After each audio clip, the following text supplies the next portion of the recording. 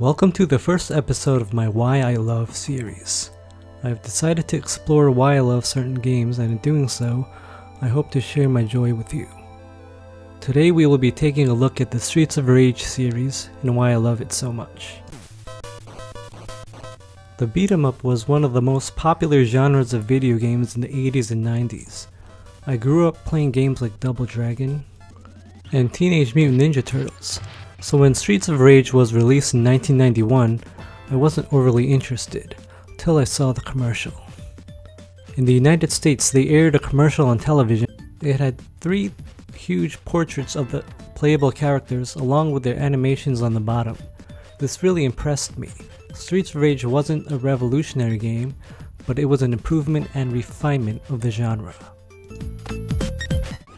Nowadays, the beat-em-up genre is a niche one that is mostly only seen in indie games like Phantom Breaker Grounds Overdrive here on Nintendo Switch. When people think back about the glory days of the genre, Streets of Rage is one of the most highly regarded and beloved. Why is this so? Won't you join me on a journey for the truth? The first thing one thinks of when trying to differentiate Streets of Rage from the other beat-em-ups out there is the music.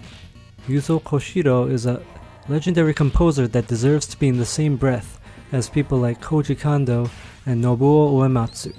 His style is certainly different from those two, but like any great composer, he can evoke the right emotions at the right time in any game. Streets of Rage's opening theme fills you with despair, but leaves you with a glimmer of hope near the end. You and your friend, if you play with one, are that glimmer of hope. The music inspires you to fight for justice.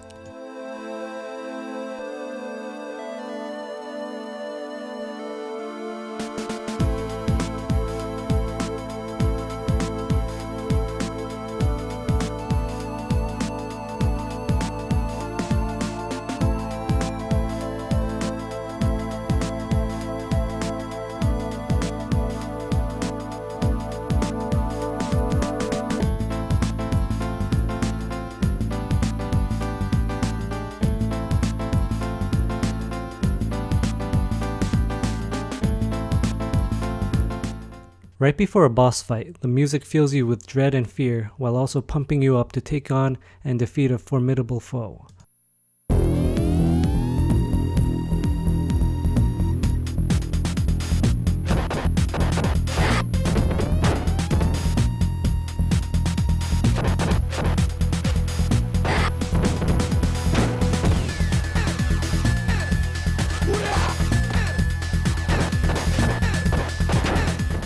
Streets of Rage's music is not all doom and gloom, however. Stage 3 in Streets of Rage and Stage 4 in Streets of Rage 2 offer happier tunes that give you a break from the depression and oppression of a dystopian crime-filled metropolis.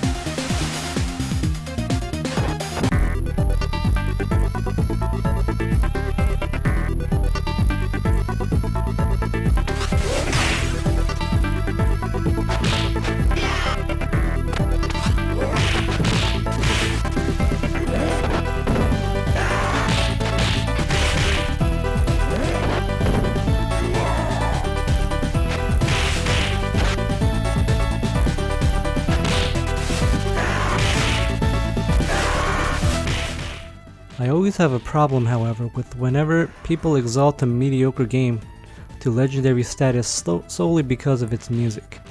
Thankfully, Streets of Rage is not such a game. One of the Streets of Rage series' distinguishing characteristics is the depth of its gameplay, the breadth of moves that you can perform, and thus the freedom with which you can play the game. You can perform a variety of moves in Streets of Rage that makes other games seem shallow by comparison. You have a standard 3-hit combo like most other games in the genre, but you can also reset your combo and stun-lock enemies into infinite combos.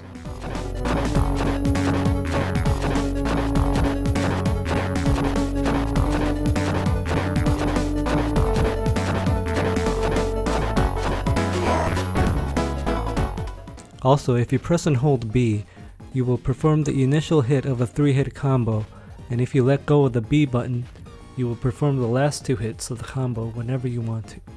Everyone knows about the jump kick. It's a standard attack in beat 'em ups. In Streets of Rage, however, you can perform a few different jumping attacks. You can attack in the air while moving for a jump kick. But if you don't move while jumping, you get a different attack, kind of like a neutral air attack in Smash Brothers. Also, if you press down while in the air and attack, you get another attack, kind of like a down air attack in Smash. In the first Streets of Rage, you can jump away from an opponent and then attack toward the opponent to attack your enemy behind you while fading away, like a fadeaway jump shot in basketball. You can do an attack that hits enemies behind you by holding B and then pressing C. This comes in handy when you are surrounded.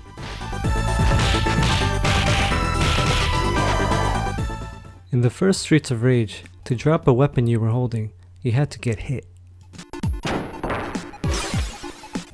In Streets of Rage 2, they greatly improved the controls for using weapons. Pressing B and C simultaneously will throw any weapon, allowing you to use them offensively and get rid of them from the ground because they can be a nuisance. For example, if you're too close to an item but you want to just punch an enemy, picking up the item will take precedence and you will start the animation for picking up the item, leaving you exposed to the enemy and you will get hit endlessly. Streets of Rage's grappling system is second to none. You can grab an enemy by getting close to him or her, and you can either grab an enemy in front of or behind him or her, and the moves you pull off will differ accordingly. If you want to change your position in relation to your enemy, you can press C to vault to the other side. If you're facing an opponent while holding him or her, you can do a neutral attack.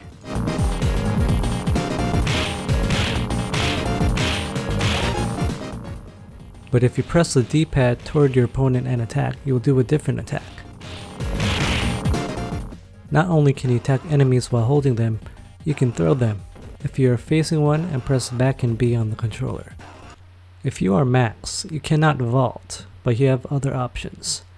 If you are behind an enemy while holding him or her, you can jump and then press attack, and you will do one of the most powerful attacks in the game.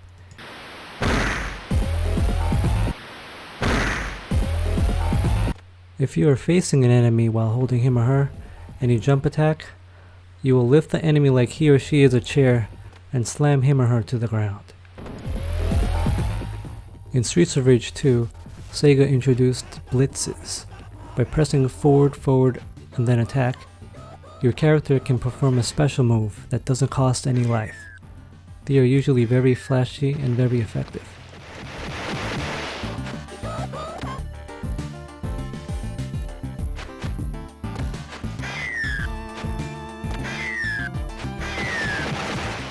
Streets of Rage 3 even allowed you to do blitzes with items and added durability. In Streets of Rage, pressing A caused the police to shoot a rocket full of fire at your enemies.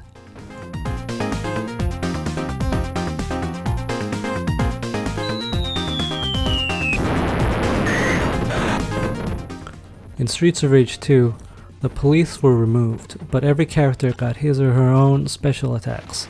A stationary special wouldn't drain your life until it connected with an enemy, but a directed special would drain your life regardless.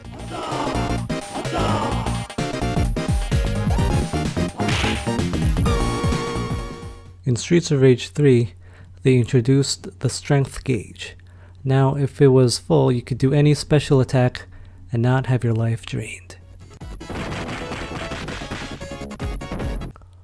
Although Streets of Rage 3 is the black sheep of the franchise, it did offer some improvements to the series. In Streets of Rage 2, only Skate could dash by double tapping forward. But in Streets of Rage 3, every character gained that ability.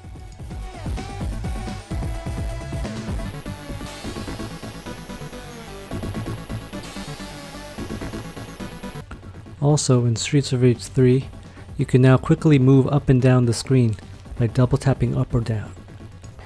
In the series, if you get thrown, you can land on your feet by holding up and C. I have found that if you hold up and C before you are thrown, you will still hit the ground and be damaged. Not only does Streets of Rage have amazing music, it has amazing sound effects. Taking its cue from Street Fighter 2, Streets of Rage included a lot of voice samples that were very cool.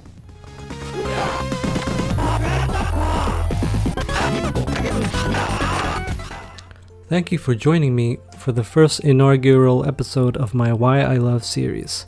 I wanted to make this video because a lot of people still don't understand the holistic beauty of the Streets of Rage series. I'm not trying to convert anyone, but I wanted to enlighten some people as to why we love it so much. We as a human race may not agree on everything, but my dream is that we strive to understand each other. By understanding different perspectives, we can learn about the beauty of things that we never could appreciate by ourselves. Have a great day.